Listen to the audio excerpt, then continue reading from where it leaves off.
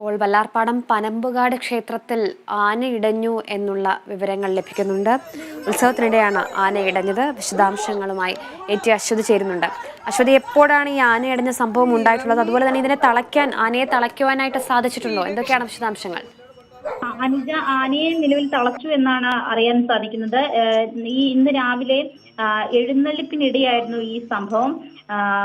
ഈ 4 പേരായിരുന്നു ഈ ആനപ്പുറത്ത് ഉണ്ടായിരുന്നത്. ഇതിൽ 2 പേരെ ആന ഇങ്ങനെ കുലുക്കി താഴെ ഇടുകയായിരുന്നു ഉണ്ടായിരുന്നത്. അതായത് ഈ എഴുന്നള്ളിപ്പിന് വേണ്ടി ആനയെ ഒരുക്കി നിർത്തിയ സമയത്താണ് ആന ഇടഞ്ഞത്. അവിടെ നിന്നും ആ ഗ്രൗണ്ടിന്റെ ദൃശ്യങ്ങളിൽ കാണാം, ആ ഗ്രൗണ്ടിന്റെ പ്രദേശത്ത് നിന്നും ആന റോഡിലേക്ക് ഇറങ്ങുകയും അവിടെ വെച്ച് ഈ ആളുകളെ കുലുക്കി താഴെ ഇടുകയും ചെയ്തു. 4 പേരുണ്ടായിരുന്നു, അതിൽ 2 പേർ താഴെ പോയി.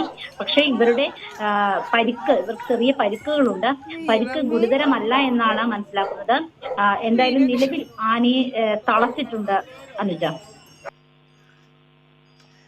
ശരി, വ്യക്തമാണ് അശ്വതി. വല്ലാർപാടം പനമ്പുകാട് ക്ഷേത്രത്തിൽ ഉത്സവത്തിനിടെ ആന ഇടഞ്ഞു എന്നുള്ളതിന്റെ വിവരങ്ങളാണ് അശ്വതി നൽകിയത്.